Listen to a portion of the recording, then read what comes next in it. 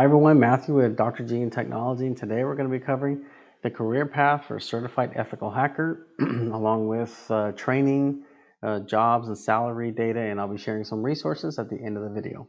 So before we get too deep, certainly comment right down below. Tell us what you'd like to hear more of and some of your experiences regarding cybersecurity. That way we can tailor our content for your career journey. Also, click the like, subscribe, and bell buttons right down below as well, so that you are alerted to any new content that we have coming your way.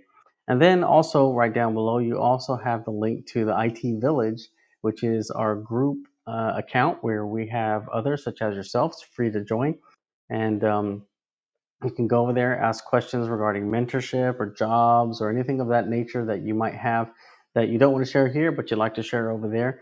Certainly someone will be there to answer, including myself. And then lastly, up above, click the link, and it's a free resource regarding the guide of how much can I make working in IT. And this is good for you whether you're a beginner or in the middle stages or the end, regarding a range of what you should know in terms of salary if you're ever going for an interview or raise, etc. I think it'd be very helpful. So on to our discussion today regarding a career path for certified ethical hacker. It was my second certification that I received when I decided to kind of move into cybersecurity after I got the forensic investigator certification. So off we go.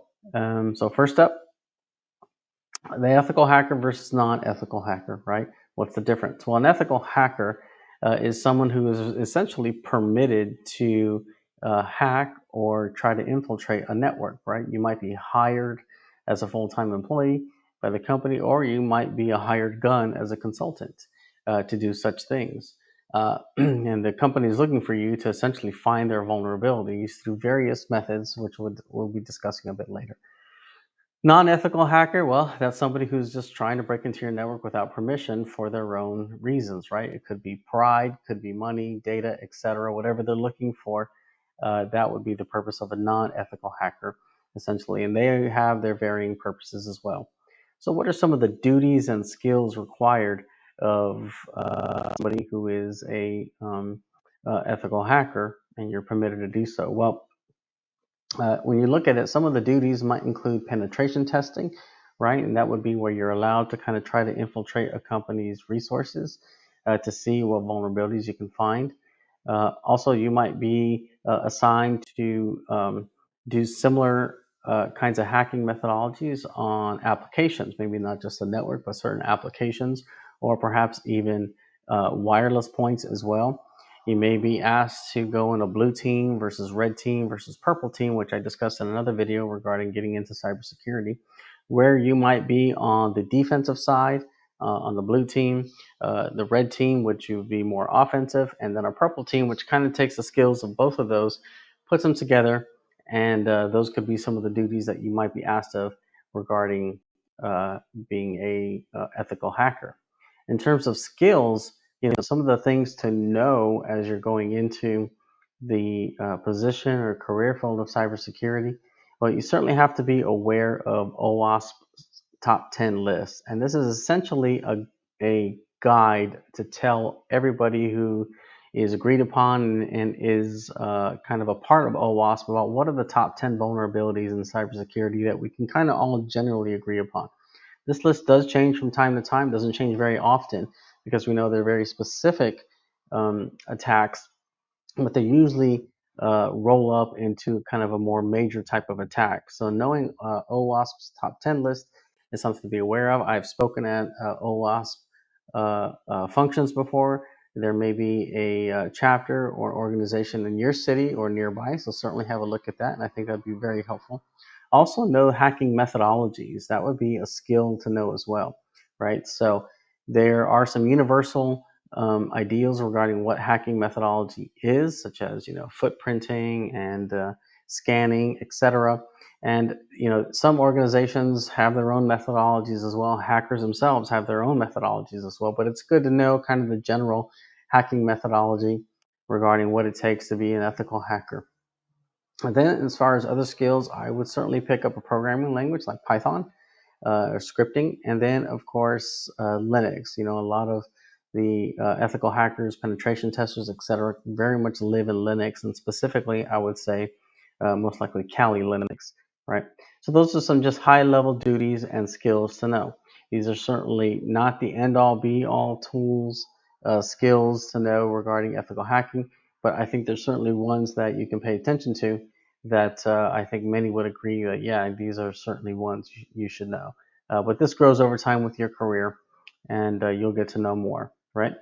So up next, we move to training, right? So what are some uh, training aspects to look for? Well, I kind of titled this uh, episode today regarding knowing being a certified ethical hacker, very one specific type of certification. It is by far not the only certification, and some companies don't look at that one. They might look at other ones, such as the ones offered by Offensive Security. Really solid certifications out there. But ECCouncil, the organization who produces the Certified Ethical Hacker, was kind of one of the first ones I looked at when I started going down the path of cybersecurity 7 years ago. And it's still very popular, and some companies certainly look for it. So as far as the actual exam itself, there's the CEH ANSI, or the knowledge test, and then there's the CEH Practical, which is the application test, right? And what's the difference between the two? Well, a bit of differences. So for the CEH ANSI, it's a knowledge test, right? It's kind of, you go to your typical course, you study, etc., and then you go take the test, right? And that's 125 questions. It's 4 hours long. Passing is a range of somewhere between 60 to 85%, just depending on the difficulty of your exam, right? Because not everybody gets the same exam, not everyone gets the same exam questions. Some might be harder than others, and so your score might adjust accordingly. Whereas the CEH practical, or the application based, is 20 practical challenges. And these are not simulations. You're kind of in a live lab, if you will, with some scenarios that will challenge you on your skills. And this is a 6-hour exam where passing is around 70%. And so here you certainly are tested on your skills. The idea is that you pretty much know what you should know regarding becoming a certified ethical hacker. So perhaps you go for the ANSI, or knowledge test, first, and then you go on to do the practical application uh, uh, exam slash certification, and hopefully you come out. At the time, the practical application, when I was going for it, wasn't there, so I studied for the knowledge test, or the ANSI test, what they're calling it now. And how did I study? Well, because I had already gone for the Certified Hacking Forensic Investigator, I kind of understood, ECCouncil's way of doing things, and test taking to a degree. So I purchased an all-in-one book, which I've included the link down below, and I crammed for a good 3 to 5 weeks, if I remember right. And once I felt pretty comfortable with the material and took some exam simulators, I realized, okay, I think I'm ready. Plus, my own experiences as well certainly helped. So I didn't go for formal training when it came to becoming a certified ethical hacker. But not everybody is in the same boat. So if you desire to go for training, I highly recommend it. And you can find the training on ECCouncil's website, and they have plenty of partners out there who they partner with regarding becoming a certified ethical hacker. And so that's kind of how I studied, and eventually passed the exam on the first shot. So it was a great method for me. But like I said, I had familiarity with it. So jobs and salaries, right? Well, there's lots of jobs and wide range of salaries coming out when it comes to becoming a certified ethical hacker, just moving into the cybersecurity workforce in general. There are, I feel like, new positions kind of being launched every year. But these are just some of the high level positions that you can potentially grab onto, such as a security administrator or penetration tester, like we talked about. If you desire to kind of go in more government route, you might take those skills and become like an intelligence analyst, where you might be learning more than just cyber principles, but intel principles as well. So there's just a wide gamut range of positions that I've not even listed here. But I listed these here because you ask, well, what's the potential salary? Well, it's a range, and I always usually get my statistics from Bureau of Labor Statistics. And when you look up kind of the information security positions, they range anywhere from about 60,000 to 163,000 on up.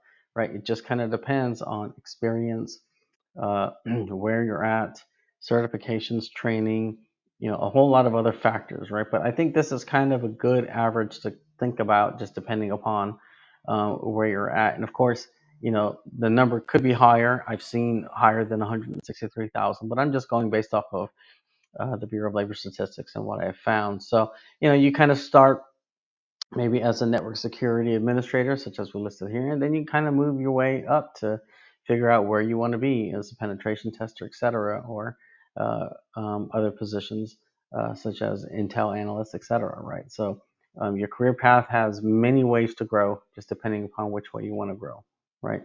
And then lastly, I've included some resources and links right down below. So any one of these links I think will be really helpful. One that I certainly think that you should consider going beyond Certified Ethical Hacker is the OSCP certification, which has really gained a lot of traction the last couple of years, offered by Offensive Security. So I think those will be really helpful for you as you progress in your career path in becoming a Certified Ethical Hacker or beyond, such as an OSCP, and just getting in the realm of cybersecurity. So as a reminder, certainly give us a like, comment down below, and join our group with the link and the link up there to download How Much Can I Make Working in IT. And hopefully you've enjoyed this video, and we'll see you on the next one. As a reminder, click the like button, leave us your comments, let us know what you'd like to hear more of. Also, click the subscribe button and the bell button so that you're immediately alerted anytime a new video is published. Be sure to join our IT Village, which is the link to communicate with others within our YouTube channel over on our platform so that you can get answers to your questions. And lastly, in the upper right corner of our YouTube channel, click the free download of How Much Can I Make in IT?